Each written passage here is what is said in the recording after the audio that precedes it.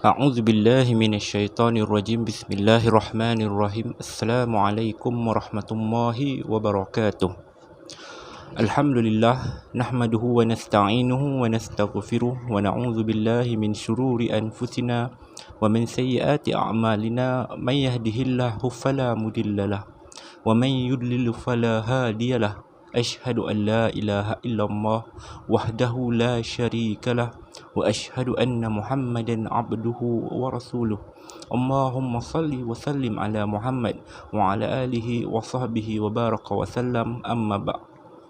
Alhamdulillah summa alhamdulillah, kita panjatkan setinggi-tinggi rasa kesyukuran kehadirat Allah kerana hari ini Allah masih lagi beri izin kepada kita untuk kita meneruskan lagi sesi PDPR kita. Okey, insya-Allah pada hari ini kita akan teruskan dalam tajuk yang seterusnya dalam pelajaran ke-21 muka surat 119 yang bertajuk wuduk dan syarat kesempurnaannya. Okey, bagi yang ada buku teks boleh buka muka surat 119 pelajaran 21. Okey, kita boleh tengok sama-sama. Mungkin kalau yang kelas 1D dah belajar tajuk ni, tak apa. Anggaplah ini sebagai revision untuk kamu. Ulang kaji.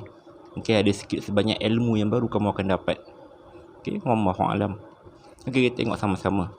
Apa yang dimaksudkan dengan wuduk? Hukum serta dalil kewajipan untuk kita berwuduk. Kenapa perlu untuk kita berwuduk?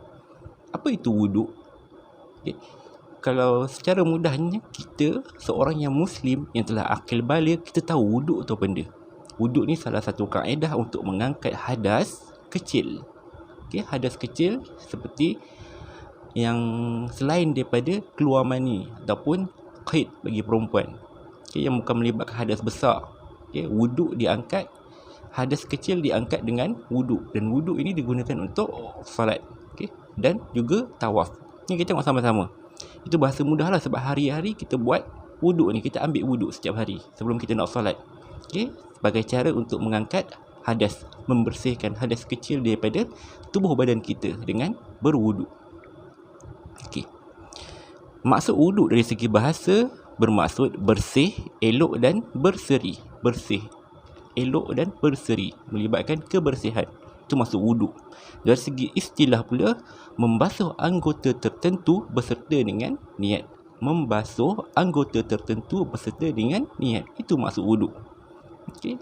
Kita basuh setiap anggota-anggota yang tertentu yang telah disyariatkan kepada kita untuk kaedah-kaedah berwuduk dengan niat untuk berwuduk, maka sah wuduk kita. Okey. Apa hukum wuduk? Okay, wuduk ni ada hukum dia, antara wajib ataupun sunat. Ada dua keadaan, wajib ataupun sunat. Dia takkan pergi kepada makruh, haram, harus, tak ada. Okey, dia wajib ataupun sunat, disebab dia satu ibadah. Okey, wuduk ni satu ibadah, sebab tu dia akan jadi wajib ataupun sunat. Okey, dalam apa keadaan wuduk itu wajib? Mudah kata, wajib untuk kita berwuduk ketika nak menunaikan solat serta tawaf. Okay, solat setiap hari yang kita buat tu kan, okay, wajib untuk berwuduk. Kalau tak ada wuduk, solat tak sah. Solat tak sah.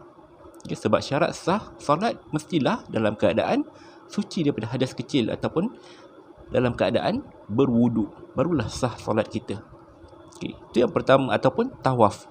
Orang yang tawaf keliling Kaabah kan 7 kali keliling Kaabah tu, dalam keadaan tawaf 7 kali pusing Kaabah tu, diorang wajib untuk berwuduk, dalam keadaan berwuduk. Okay? Kalau wuduk terbatal tawaf, kena ambil wuduk dan mulakan balik.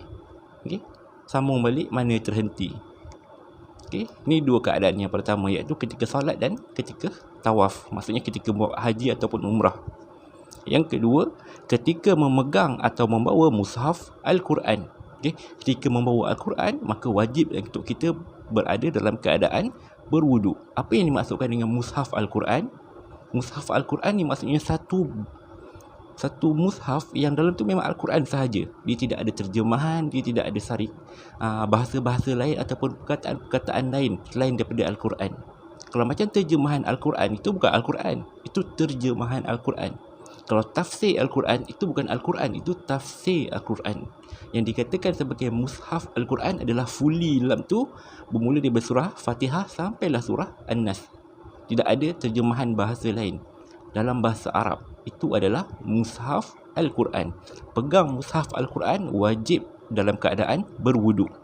Ni dalam mazhab Syafi'i. Okey, itu keadaan yang wajib kita berwuduk. Kemudian keadaan situasi sunat untuk kita berwuduk. Bila?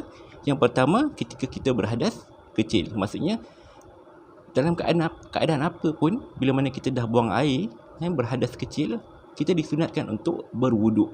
Ini mensucikan diri. Salah tak kalau tak berwuduk lepas buang air kecil? Tak salah. Dia hanya sekadar sunat. Okay, selepas kita berhadas kecil, kita ambil wuduk. Itu salah satu sunat, perkara sunat yang dianjurkan. Okey, yang kedua, ketika membaca Al-Quran. Baca Al-Quran tidak memerlukan wuduk. Pegang Al-Quran memerlukan wuduk. Okey, baca Al-Quran tak perlukan wuduk. Tetapi disunatkan membaca Al-Quran dalam keadaan berwuduk. Kalau baca tak ada wuduk boleh tak? Boleh, tak ada masalah. Tapi jangan pegang. Okey, kalau nak mudah macam mana? Cari tafsir Al-Quran.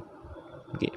Cuma membaca tafsir Al-Quran dengan membaca Al-Quran ni dia ada perbezaan lah, sebab tafsir ataupun terjemahan ni dia ada ayat-ayat lain. Al-Quran dia fully Arabic. Itu yang kedua ketika membaca Al-Quran. Yang ketiga ketika melaungkan azan dan iqamat.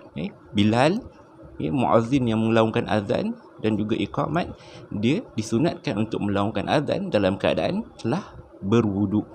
Okay, itu keadaan di mana disunatkan untuk kita berwuduk. Jadi maksudnya wuduk ni hukum dia ada dua, wajib ataupun sunat, bergantung kepada situasi. Okey, apa dalil disuruh untuk kita berwuduk? Apa dalil dia? Setiap ibadah mesti ada dalil, mesti ada panduan ataupun dalil. Ni bahasa Melayu apa dalil? Dia satu ketetapan secara bertulis ataupun secara bertulis lah. Itu dalil. Bukti diwajibkan satu-satu perbuatan. Bukti dilarang satu-satu perbuatan. Bukti disunahkan satu-satu perbuatan. Mesti ada. Itu namanya dalil. Bukti, pembuktian.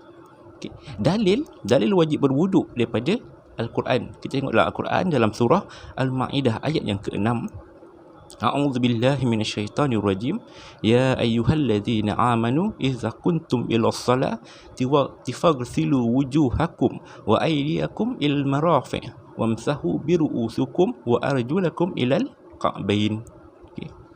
Maksud dia, wahai orang-orang yang beriman, idza kuntum ilas salah, apabila kamu hendak menunaikan salat, mendirikan salat, maka basuhlah, faghsilu wujuhakum, basuhlah muka kamu dan tangan kamu, wa aydiyakum ilal marafiq, basuh muka kamu dan tangan kamu sehingga ke siku.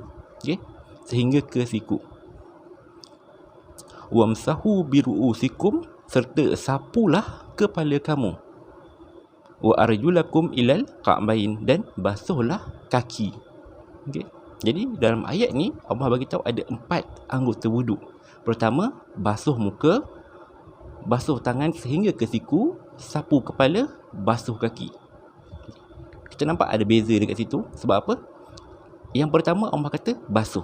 Yang kedua Allah kata basuh. Yang ketiga Allah tak kata basuh, Allah kata sapu kepala. Tapi bila pergi yang keempat, Allah kata basuh kaki. Sebab dalam kaedah bahasa Arab, bila mana ada satu-satu perkataan, contohlah kalau ayat tu cerita tentang basuh, dia akan kumpulkan semua tentang basuh terlebih dahulu. Kemudian baru dia cerita tentang sapu. Tapi dalam ayat ni Allah tak letakkan dalam kedudukan berkumpulan. Dia secara ada turutan dia. Basuh, sapu, basuh. Sebab apa? Allah nak tunjukkan pada kita, ulama kata kat sini menjadi dalil bahawa wuduk itu mesti dilakukan secara tertib.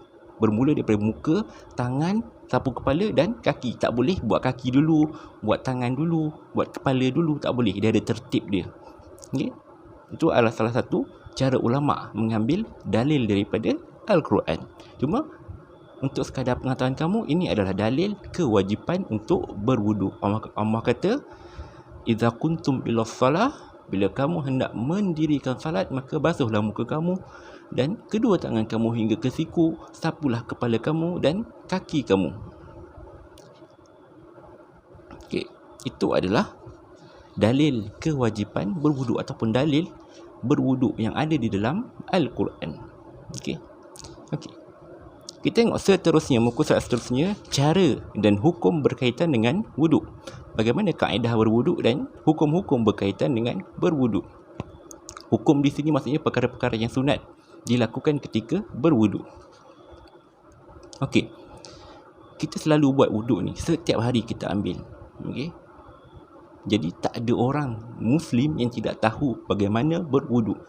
Kita kata susah sangatlah nak jumpa orang Muslim yang tak berwuduk, melainkan dia memang tak salat daripada kecil, ataupun mak ayah dia tak pernah ajar dia macam mana nak berwuduk. Tapi mostly kebanyakan daripada kita tahu bagaimana hendak berwuduk sebab kita diajarkan sejak daripada kecil lagi. Okey. Dalam ayat tadi Allah bagi tahu macam mana cara berwuduk. Okey. Kita basuh muka, basuh tangan hingga ke siku, sapu kepala, basuh kaki. Settle. Sah wuduk kita kalau kita buat 4 perkara ni sahaja. Ni berserta dengan niat lah. Kita niat untuk berwuduk. Kita niat untuk berwuduk, kita basuh muka, basuh tangan hingga ke siku, sapu kepala dan basuh kaki. Maka wuduk kita sah. Wuduk kita sah. Kalau kita buat sekadar itu sahaja, wuduk kita menjadi sah. Cuma dalam wuduk ini ada sunnah-sunnah yang diajarkan oleh Nabi Muhammad sallallahu alaihi wasallam yang digalakkan sangat-sangat untuk kita ikut. Sebab itu Nabi, contoh ikutan kita kena ikut dia. Maka Nabi ajarkan kepada kita bagaimana kaedah berwuduk yang sempurna. Yang tadi tu kaedah berwuduk yang sah. Ni kaedah berwuduk yang sempurna. Yang ada perkara-perkara sunat, ada sunnah-sunnah yang Nabi ajarkan dalamnya. Okey, kita tengok macam mana. Okey. Yang pertama, kita mulakan dengan membaca Bismillah. Bismillah. Yang mulakan dengan basmalah. Sebab apa? Nabi suka untuk memulakan sesuatu dengan Bismillah. Sebab tu sebelum berwuduk kita baca Bismillah. Okay, kemudian basuh kedua tangan terlebih dahulu. Ni tangan kita ni, kita belum nak wuduk lagi. Kita hanya sekadar basuh dengan air paip. Kenapa disuruh basuh? Sebab dalam sebuah hadis Nabi suruh kita basuh tangan bila mana kita bangun daripada tidur. Kita tidur malam, kita bangun pagi, sebelum nak ambil wuduk, mesti kita jarang mandi, kita nak ambil wuduk terus. Nabi kata sebelum ambil wuduk, basuh tangan terlebih dahulu. Sebab apa? Nabi kata kita tak tahu kat mana tangan kita tidur. Apa maksud dia? Maksudnya kita tak tahu dalam keadaan kita tidur, kita tak tahu tangan kita ni berada di mana. Kemungkinan tangan kita ni boleh sentuh najis. Sebab tu Nabi suruh kita bila nak berwuduk, bila bangun daripada tidur, basuh terlebih dahulu tangan ni. Ni kedua tangan kita ni. Basuh terlebih dahulu. Okay. Selepas basuh tangan, kita buat apa? Kita kumur-kumur. Okay? Berkumur terlebih dahulu dan masukkan air ke dalam hidung. Istinsyak dengan istinsar, iaitu keluarkan balik air daripada hidung. Dalam sebuah hadis Nabi daripada Osman ajar macam mana cara Nabi berwuduk. Nabi, bila mana Nabi berwuduk, Nabi ambil air, Nabi ambil air dengan tangan ni, Nabi akan sedut air tu untuk berkumur, dan air yang sama Nabi akan sedut untuk masukkan ke dalam hidung. Okay. Kemudian Nabi akan keluarkan air itu dengan kumur. Dan berkumur-kumur ni bukannya masukkan air keluarkan balik. Tak. Kumur-kumur ni maksudnya kita goncang air di dalam mulut. Itu namanya berkumur. Okay. Kalau setakat sedut air keluarkan balik, itu bukan berkumur. Okay. Yang berkumur yang Nabi ajar, masukkan air ke dalam mulut, kita goncangkan air. Okay. Barulah kita buang. Okay. Itu antara perkara sunat yang kita buat sebelum kita mula berwuduk. Okay, berkumur, masukkan air ke dalam hidung dan keluarkan balik. Yang ni memang jarang orang buat lah. Sebab dia tak menjadi orang kata adat dalam masyarakat kita. Sunnah ni jarang diamalkan, masukkan air ke dalam hidung. Ada tapi tak ramai yang buat. Termasuklah saya sendiri. Jarang untuk diamalkan sebab kita tak biasa buat tu. Tapi bila kita belajar, kita try. Okay. Ada masa kita teringat, kita try buat. Kita cuba ikut sunnah Nabi. Okay. Selepas daripada itu, maka kita mula untuk niat berwuduk. Okay? Kita tahu kita nak berwuduk pada waktu tu, maka kita berniat untuk berwuduk. Selepas tu, apa kita buat? Ambil air dan masuk muka. Ni, muka ni, hujung ni sampai bawah ni, sini sampai sini. Itu muka kita. Kawasan muka kita adalah situ. Ni. Keseluruhan muka kita ni kita sapu. Bukan sapu, basuh. Maksudnya basuh ni apa? Kita ambil air dan kita alirkan air ke muka. Itu namanya basuh. Okay? Itu namanya basuh. Kita basuh muka kita dengan air mutlak. Okay? Kalau ada janggut yang tebal, kan ada orang janggut tebal kan, apa dia nak buat? Dia boleh ni squeeze air macam ini. Orang kata macam apa dia nak ratakan air ke bahagian janggut ni lah. Dia selati janggut-janggut dia ni, supaya air sampai ke dalam janggut-janggut dia. Tu kalau orang janggut yang tebal lah. Tapi mudah kata, basuh muka, kawasan muka ini, apa yang nampak di hadapan mata kita ni, hujung telinga ni sampai hujung telinga sini, hujung dahi ni sampai bawah ni, itu adalah kawasan muka kita. Kita basuh kawasan muka kita. Itu yang pertama. Okay. Selepas kita berniat, kita mulakan dengan basuh muka. Selepas tu kita basuh kedua tangan kita, kanan dengan kiri, bermula daripada hujung sehinggalah ke siku. Kan Allah kata tadi, basuhlah kedua tangan sehingga ke siku. Okay. Wa aydiyakum ilal marafiq. Basuhlah kedua tangan sehingga siku kita. Ni siku. Maksudnya kita kena sampaikan siku ni. Okay? Barulah sah. Okay? Dan mulakan dengan tangan kanan. Sebab Nabi suka mulakan sesuatu dengan tangan kanan. Tapi kalau buat dengan tangan kiri boleh tak? Boleh. Tapi tak dapatlah pahala sunnah. Okay? Seterusnya, selepas kita basuh tangan, kita sapu kepala. Kalau atas tu dia bagi tahu sekurang-kurangnya 3 helai rambut. Kita tarik 3 helai, sekurang-kurangnya 3 helai. Itu dalam mazhab Syafi'i. Cuma benda yang selalu sangat kita tertinggal. Memang Imam Syafi'i ataupun dalam mazhab Syafi'i kata sekurang-kurangnya 3 helai rambut. Tapi dalam mazhab Syafi'i, dia bagi tahu yang paling afdal adalah sapu keseluruhan kepala. Ingat, kita bukan basuh, kita sapu. Sebab tu Allah kata sapu kepala. Sapu ni apa? Kita ambil air, basahkan tangan. Bukan kita kumpulkan air tau. Kita basahkan tangan dengan air, kan? Sekadar basah. Kemudian kita sapu keseluruhan kepala kita. Daripada depan sehinggalah ke belakang. Kita akan dapat pahala sunnah. Sebab itu yang sangat-sangat dituntut. Itu yang afdal. Berbanding kita hanya sekadar lalukan kat depan. Itu yang kebiasaan orang kita buat. Masyarakat kita buat apa? Ni ada coet-coet kat depan ni sikit je. Sebab apa dia katakan? Dia belajar 3 helai rambut. Memanglah 3 helai rambut itu kadar yang sah. Tapi yang afdal dia adalah sapu keseluruhan kepala. Okay? Tak kira lelaki ataupun perempuan, sapu keseluruhan kepala. Tapi bukan basahkan kepala. Ada orang kita kadang-kadang dia sapu kepala ni macam dia mandi. Macam ambil air tu, dia pump kat atas kepala dia, penuh dengan air sampai berjujuran air ke baju-baju dia. Dia macam mandi. Tak, sebenarnya tak perlu pun yang itu. Sekadar kita basahkan tangan, kita sapu kepala kita. Okay? Itu namanya sapu kepala. Dan cuba kita ambil sunnah Nabi ni dengan sapu keseluruhan kepala. Okay. Seterusnya, kita ni bersihkan kedua telinga kita. Okay? Itu adalah perkara yang sunat. Bersihkan kedua telinga kita ni. Bahagian-bahagian dalam telinga ni kita bersihkan dengan air juga. Okay. Selepas menyapu telinga, okay, kita basuh kaki sehingga ke buku lali. Okay, basuh kaki sehingga ke buku lali. Buku lali kita tahulah kan. Okay, basuh kaki sehingga ke buku lali. Mulakan dengan kanan terlebih dahulu sebab itu yang lebih afdal. Mula ke kiri boleh tak? Boleh. Tapi tak dapat pahala sunnah. Okay, selepas tu tertib pada kebanyakan urutan rukun. Okay. Tertib iaitu mengikut urutan. Macam saya kata tadi, mula dengan muka, tangan, kepala, kaki. Kena ikut urutan. Tak boleh tunggang terbalik. Itu namanya tertib. Okay, dan last sekali kita disunahkan untuk membaca doa. Okay, doa yang biasa kita baca lah. Asyhadu an la ilaha illallah wa asyhadu anna Muhammadan abduhu wa rasuluh. Allahumma ja'alni minat tawabin wa ja'alni minal mutatahhirin wa ja'alni min ibadikas salihin. Kamu boleh tengok maksud dia apa. Okay. Itu cara berwuduk yang sempurna. Okay. Sebab kita ada campurkan dengan perkara-perkara yang sunnah. Kita tengok dalam ni, antara perkara sunnah yang kita dapat tadi ialah membaca bismillah, basuh kedua tangan terlebih dahulu, kemudian berkumur-kumur, masukkan air ke dalam hidung, keluarkan balik air itu. Kemudian kita ni sapu telinga, basuh telinga kita ini, dan last kali kita berdoa. Itu perkara yang sunnah. Okey, yang wajib macam kita tahu tadi, basuh muka, basuh tangan hingga ke siku, sapu kepala, basuh kaki. Okay, dan dilakukan secara tertib. Okey, itu perkara yang menyempurnakan kita punya wuduk. Dan ada juga tambahan amalan-amalan sunat ketika berwuduk. Okay, amalan sunat ataupun amalan-amalan sunnah yang dituntut dilakukan ketika berwuduk yang tidak termasuk dalam urutan tadi.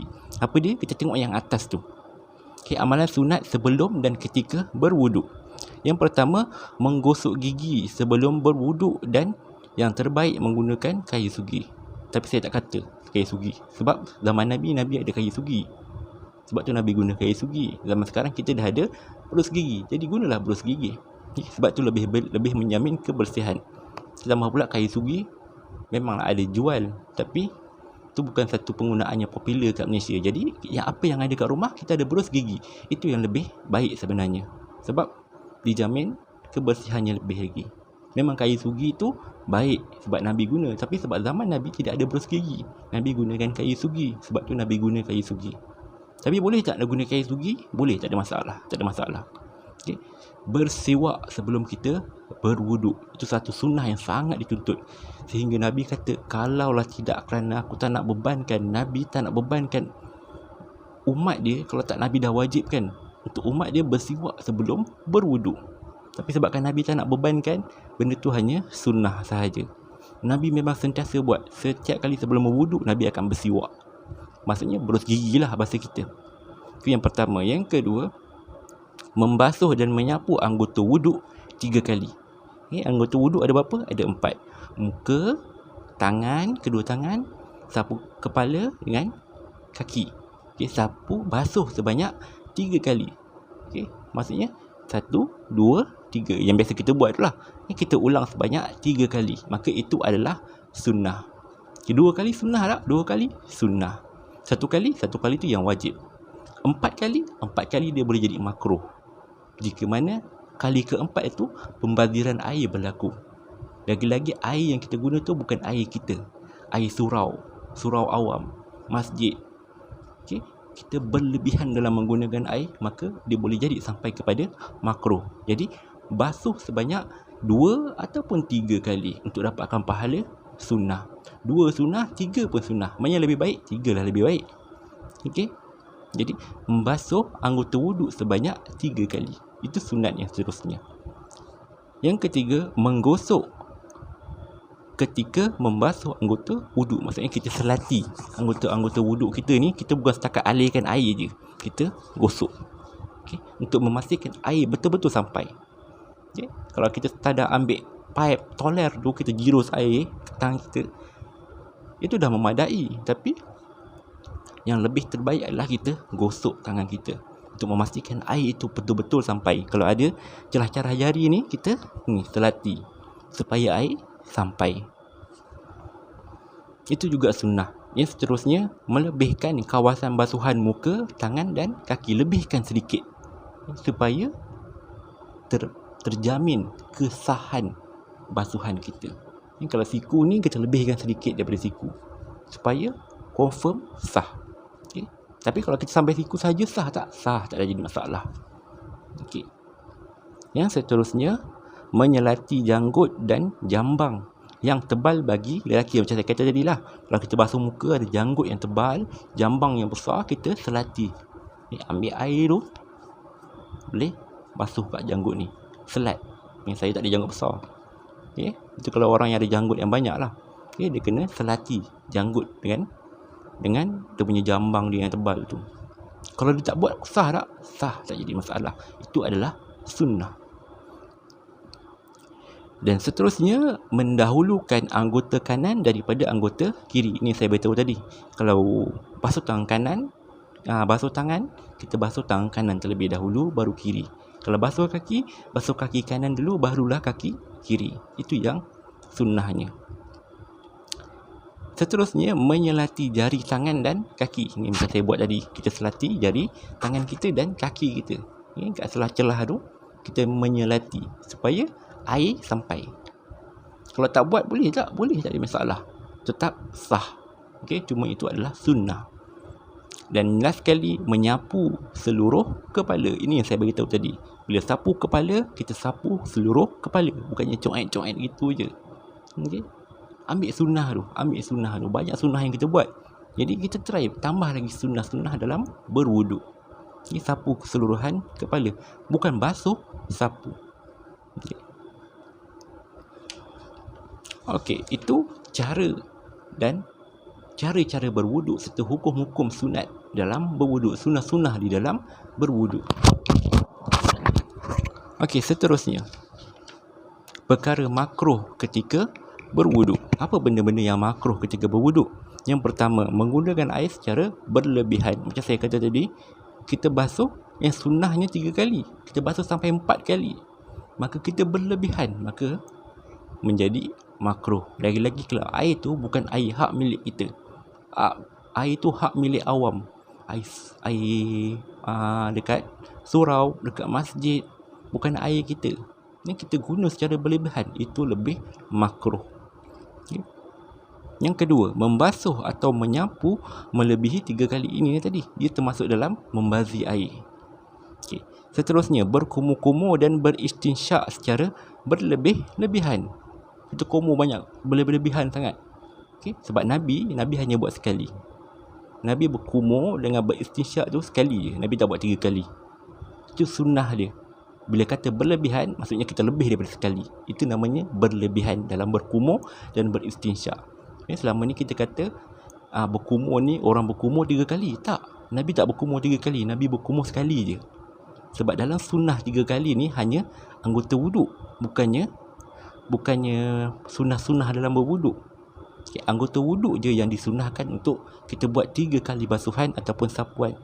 Tapi dalam anggota-anggota ataupun perkara-perkara yang sunat dibuat ketika berwuduk, ia tidak dilakukan sebanyak 3 kali. Termasuklah berkumur-kumur dan juga ni sedut air ke dalam hidung, serta satu lagi ni, sapu telinga. Nabi tak buat 3 kali, Nabi hanya buat sekali sahaja. Itu yang ada dalam hadis Nabi.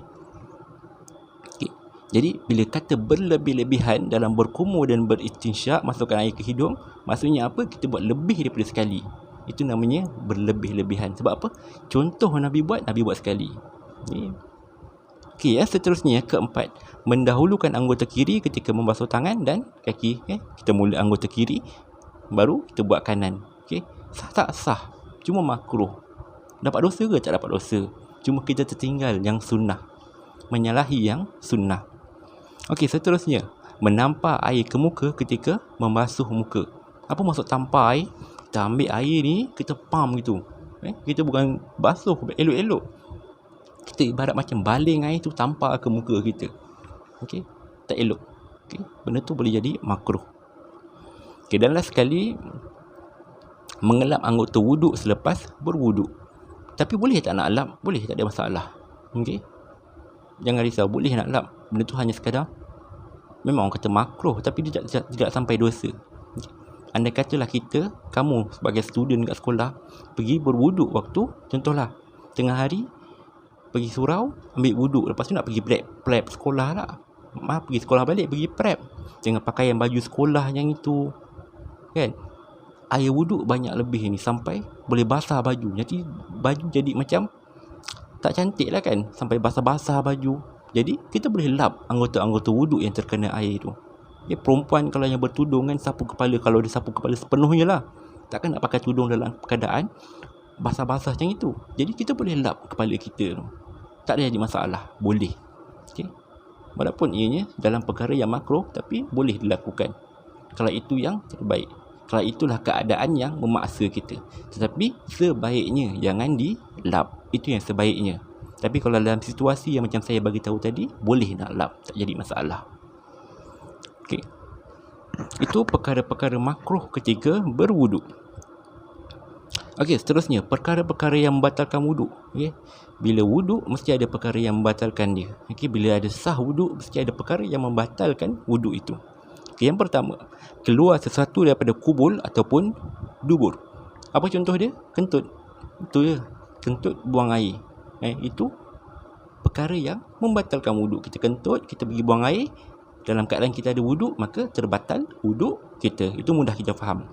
Yang kedua, tidur dengan cara tidak tetap punggung ke lantai. Okey, tidur dalam keadaan tidak tetap punggung ke lantai. Apa maksud dia? Mudah faham. Tidur secara baring. Tidur yang lena. Okey, kalau tidur atas kerusi ataupun kita duduk, kamu pergi masjid kan dengan khutbah Jumaat, dalam keadaan kamu duduk, kamu tertidur.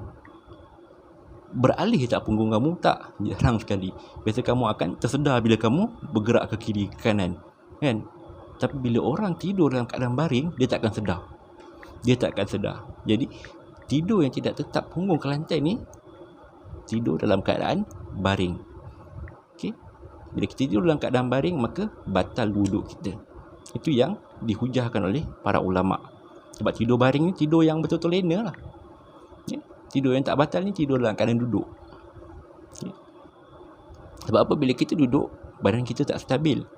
Okay? Okay? Bila kita tergerak sikit je, kita akan tersedar. Mustahil untuk punggung kita bergerak sekali. Melainkan kamu betul-betul tidur mati. Yang jatuh pun baru sedar. Dah jatuh habis, baru tersedar. Itu betul lah. Okay? Tapi kebiasaan manusia normal, bila bergerak sikit dia akan tersedar. Itu yang banyak berlaku kan dekat masjid-masjid bila ada solat Jumaat.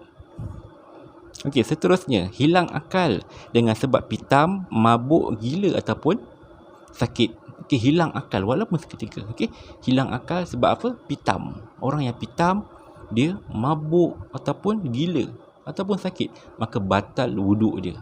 Okey. Kita dah setiap wuduk tiba-tiba kita terpitam kejap. Okey, sedar-sedar bangun setengah jam selepas tu, maka wuduk kita dah batal. Sebab apa? Kita pitam. Okey. Yang seterusnya, bersentuhan kulit antara lelaki dan perempuan bukan mahram. Bersentuhan lelaki dengan perempuan yang bukan mahram. Bukan mahram ni maksudnya apa? Bukan mahram ni maksudnya perempuan yang halal untuk kita kahwini. Kalau mahram, perempuan yang haram untuk kita kahwini. Mahram kita siapa? Adik-beradik kita, ibu kita, ayah kita, itu mahram kita. Tapi bukan mahram maksudnya orang itu halal untuk kita kahwini, jantina yang berlawanan lah. Okay? Bila kita bersentuhan kulit antara lelaki dengan perempuan, maka batal wuduk. Lelaki dengan lelaki, perempuan ke perempuan, tak batal wuduk. Okay? Tak jadi masalah. Okay? Seterusnya, menyentuh kemaluan manusia dengan tapak tangan atau perut jari. Apa maksud perut jari? Ni okay? Ni bahagian dalam ni. Ini perut jari. Okay? Sentuh dengan, oh ni tapak tangan. Perut jari apa kan? Saya tak pasti perut jari tu benda. Okay? Saya tak pasti yang perut jari tu. Tapi penting kita sentuh kemaluan. Kemaluan siapa? Kemaluan manusia. Siapa? Kita ke orang lain lah, tetap sama. Okay? Ada orang pernah tanya, kalau seseorang tu dia tak sentuh kemaluan dia, tapi dia sentuh kemaluan orang lain. Okey, orang yang sentuh tu dia dah batal wuduk sebab dia sentuh kemaluan. Walaupun bukan diri dia, sebab dia sentuh kemaluan orang. Tapi orang yang disentuh tu batal tak wuduk dia kalau dia ada wuduk? Sebab dia tak sentuh, cuma orang sentuh kemaluan dia. Memang ada situasi ni orang tanya, macam mana dengan orang yang disentuh tadi tu? Batal tak wuduk dia? Tak, wuduk dia tak batal. Sebab apa? Bukan dia yang menyentuh, orang lain yang menyentuh. Ini mungkin lah kalau lelaki bergurau-gurau kasar sampai macam itu sekali. Saya faham lelaki punya gurau. Okey. Last kali, menyentuh lingkaran dubur dengan tapak tangan atau perut jari lagi. Okey. Yang penting sentuh kita punya ni ya, bahagian dubur kita. Okey. Tempat keluar najis, mudah faham tempat keluar najis. Okey. Bila sentuh situ maka batal wuduk kita. Okay. Itu adalah perkara-perkara yang membatalkan wuduk. Okey. Tengok seterusnya sedikit lagi, penemuan saintifik dalam amalan berwuduk. Okey, ada penemuan saintifik yang dapat kita buktikan dalam amalan berwuduk ni. Tengok sama-sama. Penemuan saintifik menunjukkan bahawa amalan berwuduk memberikan kesan positif terhadap kesihatan tubuh badan. Ketika berwuduk, seseorang akan membasuh mulut, hidung dan muka yang sering terdedah kepada ancaman kuman. Antaranya termasuklah kuman Staphylococcus epidermis. Saya pun tak tahu macam nak sebut. Ataupun Streptococcus pyogenes, macam mana tak tahu saya nak sebut, yang sering menyerang kulit, dan juga Streptococcus pneumoniae yang menyerang paru-paru melalui rongga pernafasan. Okay? Ini rongga pernafasan, maksudnya virus ataupun virus lah. Macam orang yang demam, dia pembawa virus. Macam sekarang COVID-19, virus. Okay? Dengan cara kita sentiasa berkumur, kita bersihkan mulut kita, kita basuh hidung kita, kita bersihkan telinga kita, itu salah satu kaedah yang boleh menyebabkan kita maksudnya bersihkan diri, terhindar daripada virus. Okay. Apabila seorang berwuduk, anggota badannya bersih dan selamat daripada serangan kuman dan jangkitan penyakit berbahaya. Dalam masa yang sama, kulitnya menjadi lembap dan mampu mengawal kestabilan suhu badan. Terdapat kajian yang mendapati pusat saraf manusia yang paling peka berada pada bahagian tangan, kaki dan dahi. Pusat saraf tersebut akan segar apabila dibasuh dengan air. Okay, ini kajian saintifik lah. Dia bagi tahu dekat bahagian tangan, kaki dan dahi kita ni, tangan, kaki dan dahi kita ni ada satu saraf, pusat saraf yang kalau kena air akan menyebabkan kita segar. Sebab tu orang yang ambil wuduk dia akan segar balik. Jadi kalau kamu dalam kelas kamu ngantuk, kamu pergi ke bilik air, apa kamu buat? Kamu boleh try berwuduk untuk menyegarkan balik tubuh badan kita. Biasa kita hanya sekadar basuh muka saja kan. Bila basuh muka, dahi je yang kena. Sekarang kita try basuh muka, basuh tangan, basuh kaki. Maksudnya berwuduk lah. Kita berwuduk. Okay. Biasa kita akan segar. Orang yang berwuduk ni biasa dia akan segar balik. Okay. Itu sekadar penemuan sains dalam amalan berwuduk. Yang mana dikatakan amalan berwuduk ini mampu untuk mencegah kuman-kuman yang berbahaya, ataupun paling tidak jadikan sebagai benda tu amalan yang menyebabkan kita sentiasa menjaga kebersihan diri kita. Berwuduk ni satu amalan untuk menjaga kebersihan diri. Bila kita jaga kebersihan diri kita, maka orang kata kebarangkalian untuk terkena jangkitan itu berkurang. Tapi boleh tak kena juga? Boleh. Kita mustahil boleh kena. Okey, last kali hikmah berwuduk. Yang pertama, membersihkan anggota badan dan menjernihkan rohani. Okay, ingat, wuduk bukan hanya bersihkan anggota luar, tapi juga membersihkan anggota dalaman kita, iaitu rohani kita. Itu benda yang orang kata agama lain tak ada. Bersihkan rohani ni yang ada dalam Islam. Okay, itu yang pertama. Yang kedua, memberikan ketenangan, kesegaran dan mengawal perasaan marah dan tekanan. Siapa yang mudah untuk marah ataupun dia pemarah, macam saya lah. Saya ni kadang-kadang mudah baran sikit. Tak tahulah orang kata. Okay. Jadi cara paling mudah untuk kawal kemarahan adalah dengan berwuduk. Okay. Berwuduk. Okey, seterusnya, mengambil wuduk di rumah sebelum ke masjid menambah kesempurnaan solat. Maksudnya apa? Kita nak pergi solat berjemaah dekat masjid, kita wuduk terlebih dahulu di rumah. Bukan wuduk di masjid, wuduk di rumah. Sebab apa? Itu sunnahnya. Bila Nabi nak pergi solat berjemaah, Nabi akan berwuduk di rumah terlebih dahulu. Sebab tu bila sampai masjid terus solat. Okey. Tambahan pula, zaman Nabi tak ada tempat wuduk dekat masjid dia. Okey. Jadi semua orang berwuduk di rumah. Maka berwuduk di rumah sebelum pergi ke masjid itu adalah sunnah.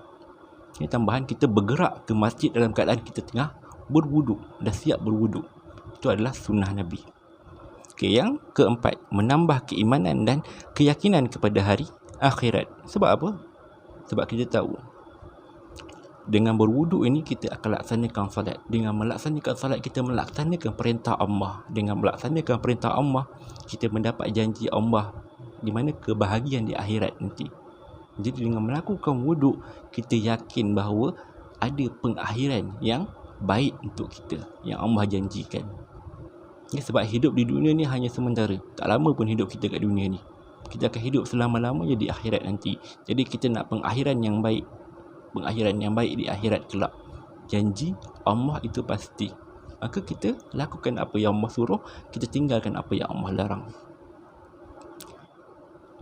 Yang kelima, mendapat keampunan Allah Subhanahu Wa Taala dan keluar dosa daripada basuhan wuduk. Ibadah wuduk ini mampu menghapuskan dosa-dosa kecil. Okay? Mampu menghapuskan dosa-dosa kita setiap kali kita berwuduk. Okay?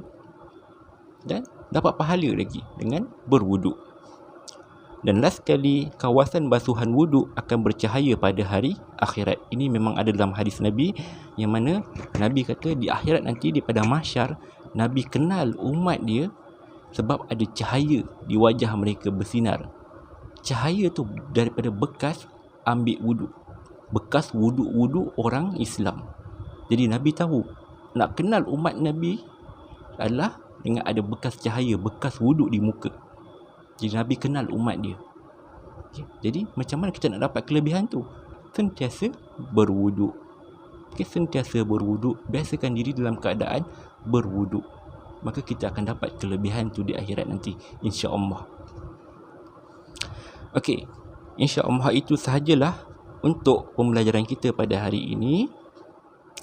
Jika ada sebarang persoalan, boleh ajukan secara personal kepada saya. Okey. Dan jangan lupa komen nama kamu dan kelas kamu di bawah. Kita akan sambung lagi pembelajaran kita pada hari seterusnya. Aqulu qawli hadza wa astaghfirullahal azim li wa lakum. Wassalamualaikum warahmatullahi wabarakatuh.